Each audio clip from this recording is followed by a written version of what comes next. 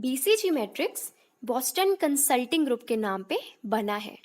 Boston consulting group ने एक matrix दी थी जिसमें उन्होंने क्या कहा था कि एक कंपनी के प्रोडक्ट पोर्टफोलियो में जितने भी प्रोडक्ट्स हैं उन्हें हम 4 कैटेगरीज में डिवाइड कर सकते हैं। तो उस कैटेगराइजेशन को 2x2 मैट्रिक्स की फॉर्म में दिया था बॉस्टन कंसल्टिंग ग्रुप ने। BCG matrix actually product portfolio management के लिए होता है। तो देखो बीसीजी ने एक मैट्रिक्स बनाई, उसमें उन्होंने क्या किया कि 2 बेसिस पे कंपनी के प्रोडक्ट्स को 4 कैटेगरीज में बांट दिया था। वो 2 बेसिस क्या है? एक तो है मार्केट ग्रोथ रेट, एक है रिलेटिव मार्केट शेयर। तो इसे हम किस तरह से समझ सकते हैं कि अगर ज़्यादा मार्केट शेयर होगा उसका क्या मतलब है कि कंपनी की सेल्स ज़्यादा होंगी, इसका मतलब है कि कैश ज़्यादा जनरेट होगा। और अगर ग्रोथ रेट ज़्यादा है तो उस प्रोडक्ट में ज़्यादा से ज़्यादा इन्वेस्ट करना पड़ेगा। देखो, अगर एक प्रोडक्ट की ग्रोथ रेट ज़्यादा है तो ज़्यादा इन्वेस्टमेंट चाहिए उसको, तो कंपनी का कैश भी ज़्यादा यूज़ होगा, है ना।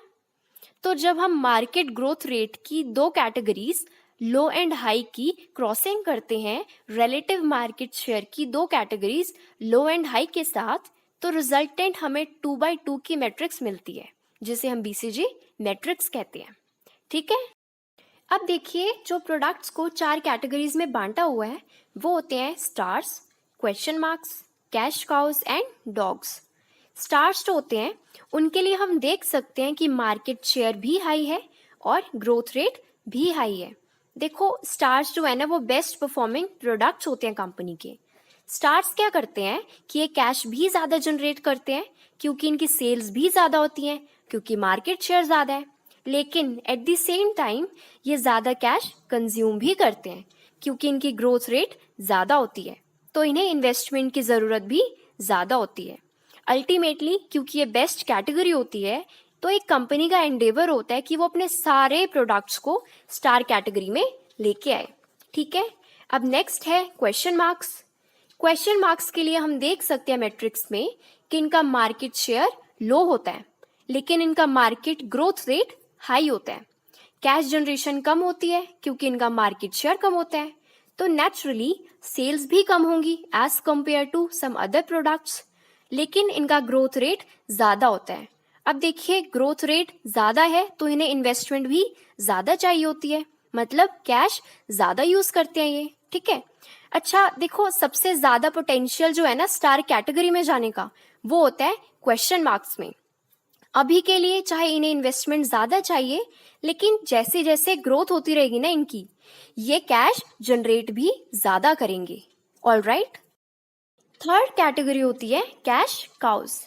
तो कैश काउस में क्या होता है, जो प्रोडक्ट्स कैश काउस कैटेगरी में फॉल करते हैं उनका मार्केट शेयर तो ज़्यादा होता है पर उनकी मार्केट ग्रोथ रेट कम होती है।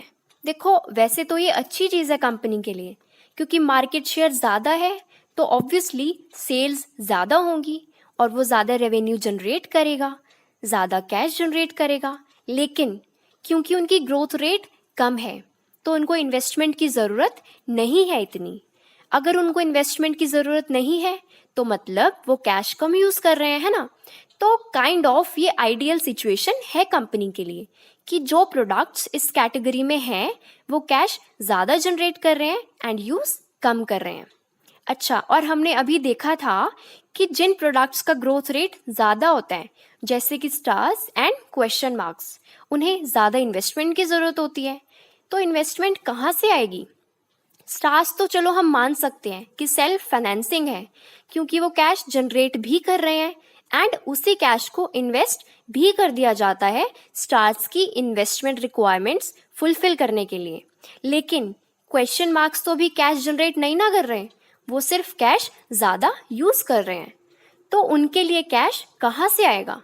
उनके लिए कैश आएगा कैश काउज से। कैश काउज क्वेश्चन मार्क्स को फाइनेंस करेगा। ठीक है। अब लास्ट कैटेगरी है डॉग्स। जो प्रोडक्ट्स डॉग्स कैटेगरी में फॉल करते हैं वो कंपनी के लिए अच्छे नहीं होते। जैसे हम मैट्रिक्स में देख सकते हैं, जो डॉग्स होते हैं एक तो उनका मार्केट शेयर भी कम है यानी वो कम कैश जनरेट कर रहे हैं और उनका ग्रोथ रेट भी कम होता है यानी वो कैश यूज भी नहीं कर रहे होते।